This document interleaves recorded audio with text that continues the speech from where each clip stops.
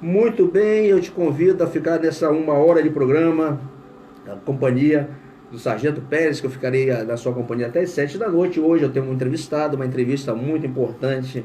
Ele vai falar de um tema muito relevante. Então agora eu vou apresentar meu entrevistado. Meu entrevistado é o empresário Jefferson Boom.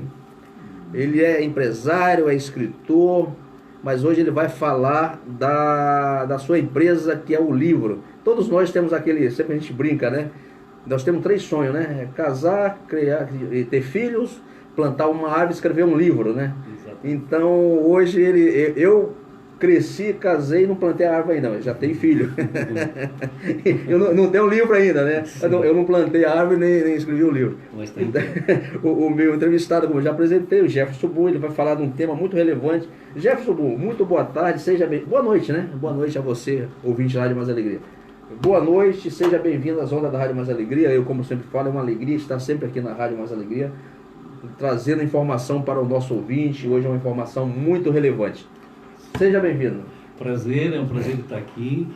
Agradeço aí a audiência, né, a todos os ouvintes aí da Rádio Mais Alegria, e agradeço aí por esse espaço de a gente falar de um tema de tamanha relevância, um tema importante aí para todos nós, né?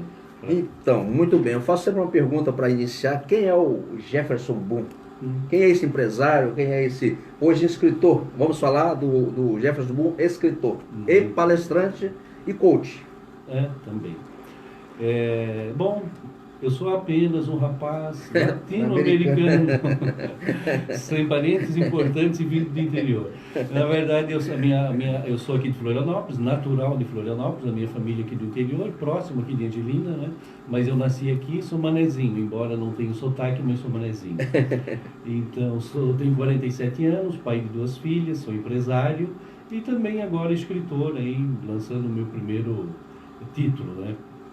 Maravilha. Hoje estamos já em dezembro, hoje dia 11 de dezembro, já estamos caminhando para o Natal. Eu sempre brinco, né? O que você fez até agora? Eu faço sempre uma metáfora com um carro, né? Agora é hora de desacelerar. Desacelere seu carro, comece a olhar a paisagem pela janela, comece a ver as coisas com mais calma. Não adianta. Não adianta correr agora que o Natal já está batendo na porta. Então agora é hora de você estender a sua mão para aquela pessoa que você talvez sem querer possa ter ofendido. Às vezes é teu irmão, tua irmã, teu pai, tua mãe. Então é aquela hora de você estender a sua mão. É Natal, então é Natal. É um período muito propício para que a gente faça as pazes. Muito bem, Jefferson Boom. Você vai falar hoje aqui do lançamento de um livro. Então você está lançando um livro agora. Proximamente você vai falar a data. E quando será o lançamento do seu livro e qual é o título do seu livro? Muito bem. O título do livro é A Mais Bruta Flor do Querer. O lançamento está aí bem pertinho, agora na sexta-feira 13, na Biblioteca Pública, no Centro Histórico de São José, ali na praça, né, na praça do Centro Histórico, e a partir das 17 horas. Então aí aguardo a todos com muita alegria, com muito prazer. Às 5 horas começa a sessão de autógrafos. E o livro é inspirado, o título do livro é A Mais Bruta Flor do Querer. Ele tem um cunho autobiográfico, né? A minha história, permeada com muitas informações sobre esse complexo universo da dicção. Eu, durante a minha vida, desenvolvi a compulsão pelo álcool e com isso, isso me trouxe, né, uma série de problemas, uma série de perdas, e eu relato isso lá no livro. A proposta do livro é informativa, porque eu percebo muita desinformação nos lugares onde eu vou, nas clínicas onde eu atuo.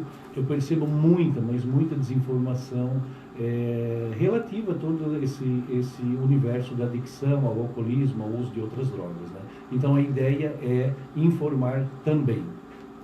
Muito bem. O título do seu livro, qual é o título? A Mais Bruta Flor do Querer.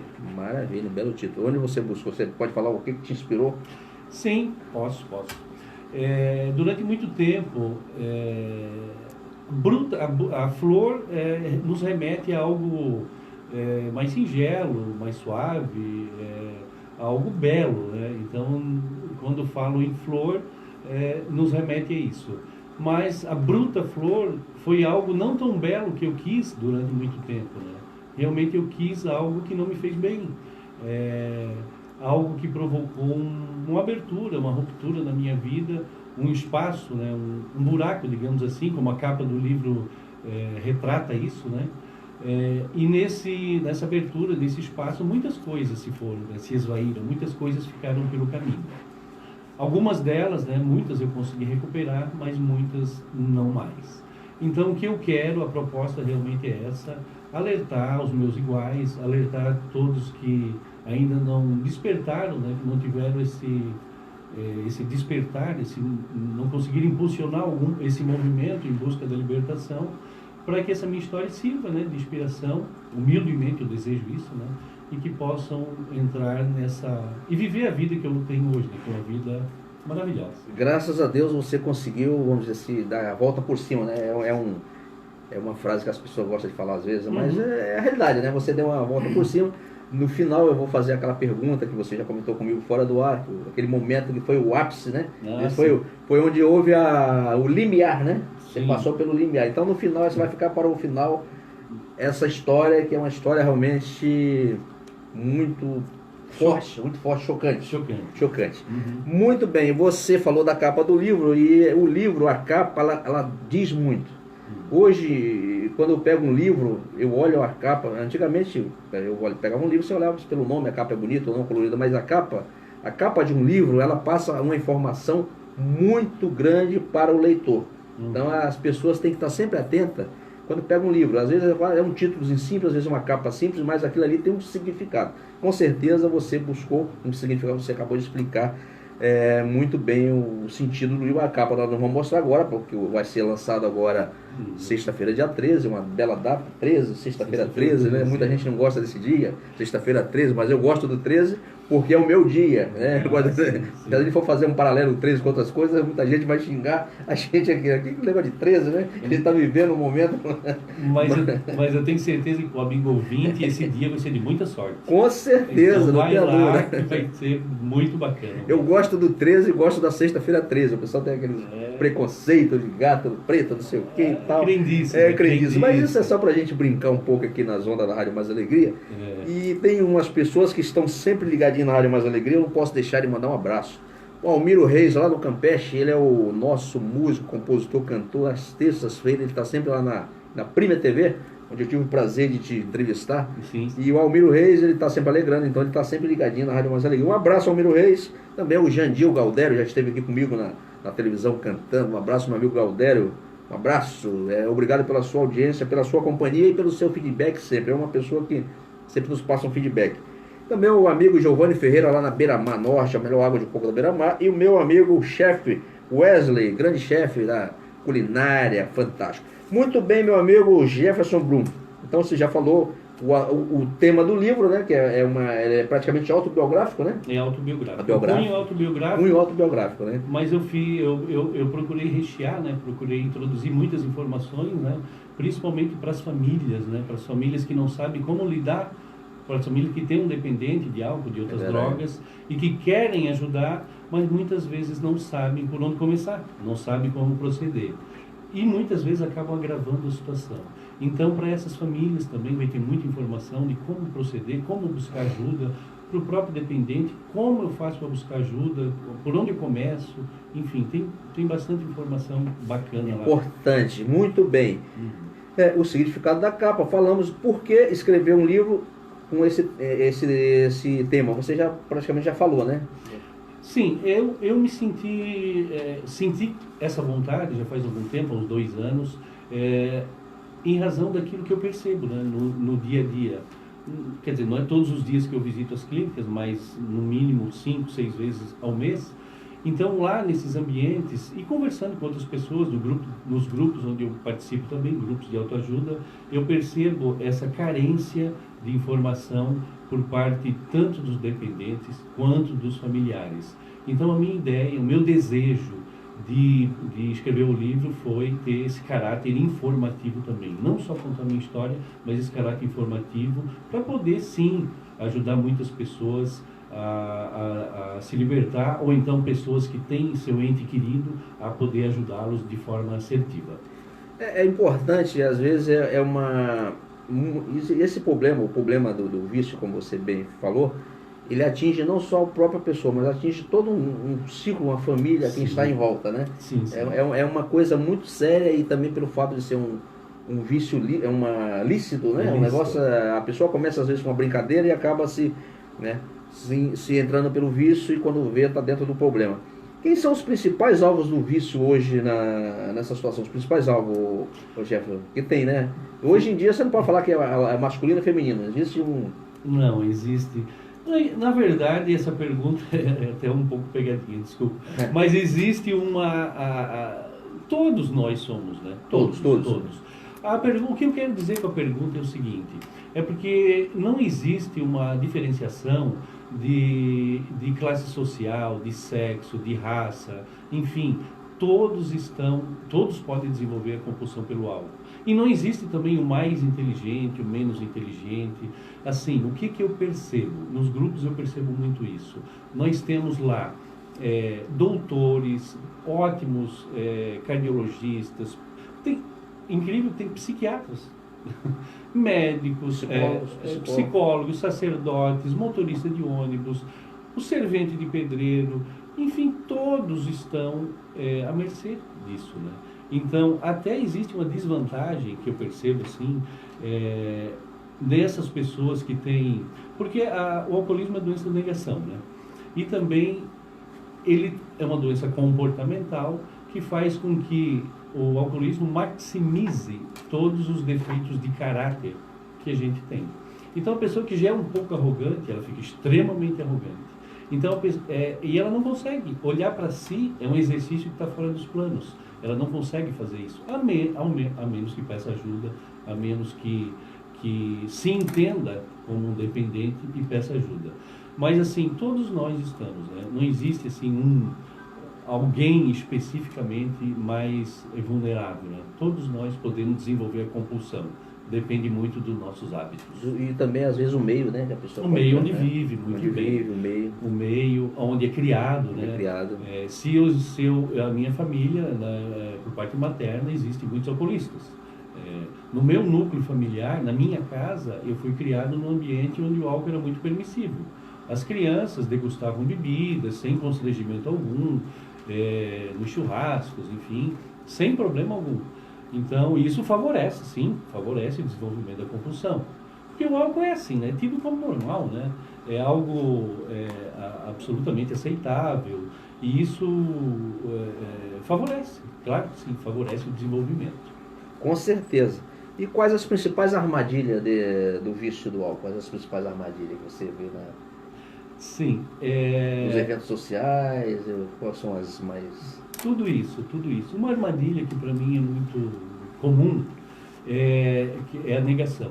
É a falta de aceitação disso, né? A pessoa está já com problema e dizer que não tem. Não tem. É muito comum a gente ouvir a clássica e soberbamente defensiva, né? Eu bebo com o meu dinheiro. Ninguém tem nada a ver com isso. Essa frase eu já ouvi. É clássica. Ou então, eu paro quando eu quiser. E por aí vai, né? Então isso tudo são frases de negação, né? Frase de quem não consegue fazer essa autocrítica, não consegue olhar para si e se ver como um compulsivo. Porque assim, como aconteceu comigo, durante muito tempo eu não conseguia vislumbrar uma vida feliz sem o prazer da minha bebida. Afinal, quem não é merecedor de uma dose de bebida num final de um dia cansativo de trabalho? As pessoas pensam assim, eu mereço Verdade. Tudo bem, merece, sem problema. Mas quando isso torna-se algo obrigatório, não, eu tenho que fazer isso, não é mais que eu quero, eu criei essa necessidade.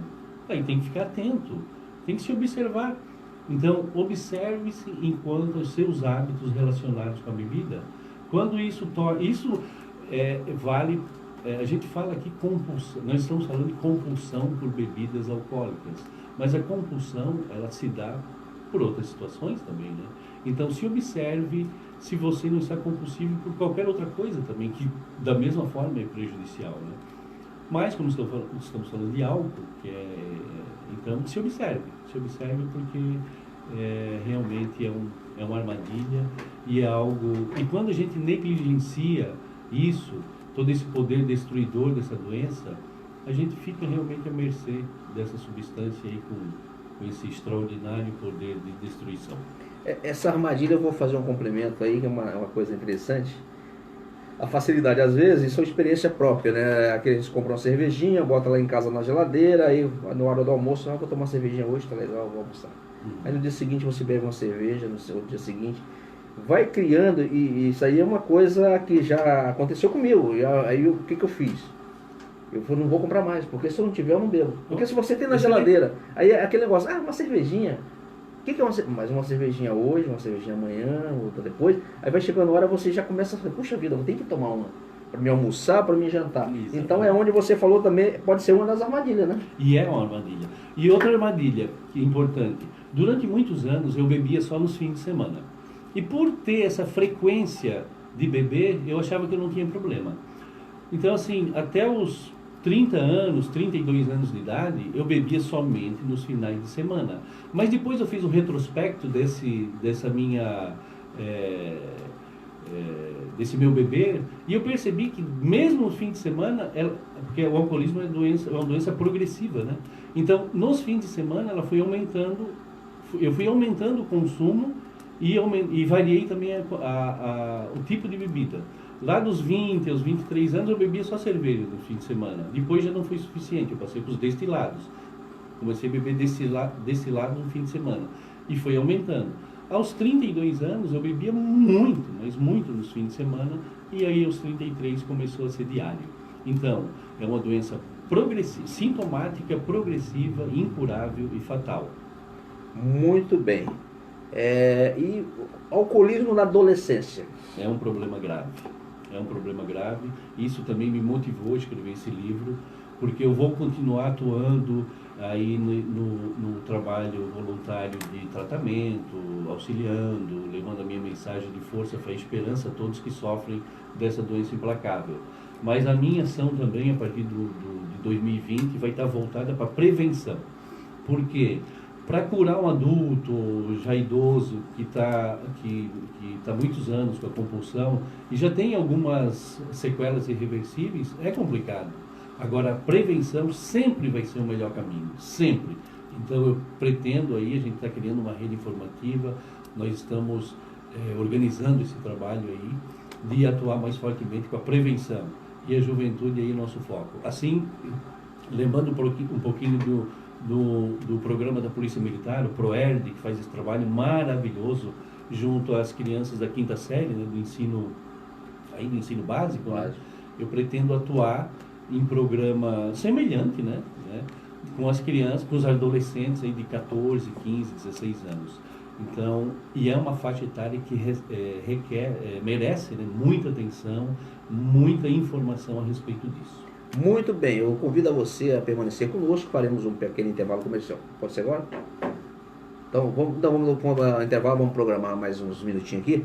Então, aproveitando, Jefferson, nós falamos dessas armadilhas, né? Nós falamos da adolescência, e agora também a gente não se fala muito, alcoolismo feminino, né?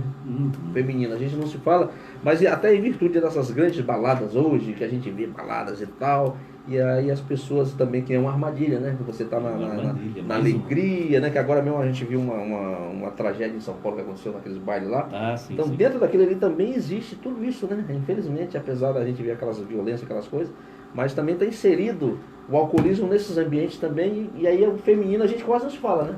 Quase não se fala, mas se tu observar nesses lugares, as mulheres, a quantidade de mulheres que bebem e de homens é exatamente igual. Ou mais. Então, existe uma falsa impressão de que o alcoolismo sempre foi predominância do público masculino. Existe é uma falsa impressão. Agora, os locais, isso também é uma verdade, as mulheres que são compulsivas, elas procuram beber de forma mais isolada. Eu conheço várias que são compulsivas, que estão em tratamento, e que me dizem, eu bebia só em casa, porque elas tinham um constrangimento de beber exageradamente nos bares, enfim, até pelo preconceito que existe, né? O nosso mundo aí é patriarcal, machista, verdade, né? verdade. Então, se para um homem é complicado, é constrangedor buscar ajuda, para uma mulher muito mais, né? Mas existe uma equiparação no consumo, isso as pesquisas comprovam, existe essa igualdade, né, 50% de cada lado. E o que eu vejo hoje é um movimento das mulheres estarem buscando muito mais tratamento, buscando muito mais ajuda para se tratar. Isso eu percebo nos grupos, né? Hoje aqui na Grande Florianópolis nós temos grupos de autoajuda com reuniões exclusivamente para as mulheres e com adesão assim muito grande, né? O que me deixa muito feliz mesmo. E mulher, assim, não se acanhe, né? Busque ajuda, porque existe forma de tratamento, existe recuperação e existe a possibilidade de se desenvolver uma vida feliz longe de qualquer substância psicoativa. Então, existem lugares.